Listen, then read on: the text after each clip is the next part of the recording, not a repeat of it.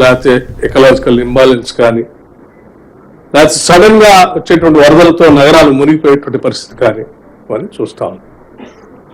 So దీన్ని దృష్టిలో పెట్టుకునే గత ప్రభుత్వాలు కొంత ప్రయత్నం చేశాయి. లేక్స్ ని కాపాడుకుందాం అనుకున్నారు, మూసి రిజర్వేషన్ చేసుకుందాం అనుకున్నారు, దానికి కావాల్సిన ప్రయత్నాలు మొదలుపెట్టారు. దానికి కావాల్సిన విధంగా కఠినమైన నిర్ణయాలు తీసుకుంటామని కూడా చాలా స్పష్టంగా చెప్పారు. సరే, అంతిమంగా వారు ఆలోచన చేసినప్పటికీ వారు పూర్తి చేయలేకపోయారు. కానీ ఇప్పుడున్నటువంటి ప్రభుత్వం ఈ నగరాన్ని భవిష్యత్ తరాలకు కూడా అందించాలనేటువంటి ఆలోచన, ఈ నగరం చుట్టూ ఉన్నటువంటి పరిసర ప్రాంతాలతో పాటు నగరం నడిబొడ్డులో ప్రవహిస్తున్నటువంటి మూసీ రివర్ ని కూడా రిజర్వేట్ చేసి, ప్రపంచవ్యాప్తంగా మారుతున్నటువంటి పరిస్థితులు, దేశంలో మారుతున్నటువంటి పరిస్థితులు, అసలు హైదరాబాద్ నగరానికి ఒక మణిహారంగా ఉండేటువంటి మూసీ నదిని మనం ఏ రకంగా రిజర్వేషన్ చేసుకుని భవిష్యత్తుకి ఇస్తే బాగుంటుంది అనేటువంటి ఆలోచన. ఇందులో ఎవరికి వ్యక్తిగతమైన ఎజెండా లేదు, అంతిమంగా సమాజానికి అందించాలనేటువంటి ఆలోచన తప్ప ఏం లేదు. అందుకోసమే సరే, ఈ జరిగే కార్యక్రమంలో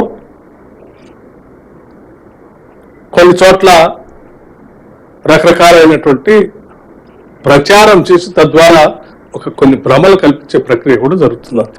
అందుకోసమే నేను చాలా స్పష్టత ఇవ్వదలుచుకున్నాను ప్రజలకి. ముందుగా నేను ఆ మిగతా అంశాలు చెప్పబోయే ముందు ఇక్కడ ఉన్నటువంటి పరిస్థితులు ఏంటో కూడా ఒకసారి మీ అందరూ చూడాలని, చూపించడానికి కావాల్సిన ప్రజెంటేషన్ కూడా ఇవ్వాలని చెప్పి నా శాఖలోనే ప్లానింగ్ డిపార్ట్మెంట్లో ఉన్నటువంటి Telangana remote sensing application centre అని టీజీ ట్రాక్ అని ఉంటుంది. శాటిలైట్ ద్వారా హైదరాబాద్ నగరంలో ఉన్నటువంటి చెరువులు సంవత్సరానికి ఎవ్రీ ఇయర్ తీసుకునేటువంటి ఇన్ఫర్మేషన్ చక్కగా నిక్షిప్తమై కూడా ఉంది మన దగ్గర. అందుకే ఈరోజు నా పక్కన కూర్చోబెట్టుకున్నది కూడా ట్రాక్కి సంబంధించినటువంటి అధికారులు.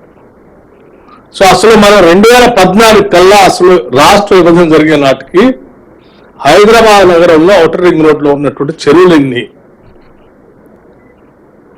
2014 నుంచి 2023-24 కల్లా వచ్చేవారికి ఎన్ని చెరువులు అసలు పూర్తిగా మాయమైపోయాయి, ఎన్ని పార్షియల్ గా ఆక్రమణకు గురైనాయి, ఎన్ని ఆపకపోతే అయిపోతాయి అనేది కూడా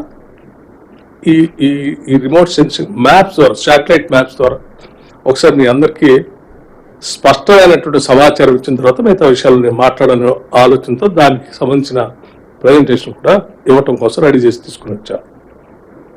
అట్లాగే మూసీ రివర్ సంబంధించిన సమాచారం కూడా, ప్రపంచంలో జరుగుతున్నటువంటి విషయాలు కూడా, వాటికి సంబంధించి కూడా రికార్డెడ్ ఇన్ఫర్మేషన్ మీ ద్వారా రాష్ట్ర ప్రజలతో పంచుకోవాలని ఈ సమావేశాన్ని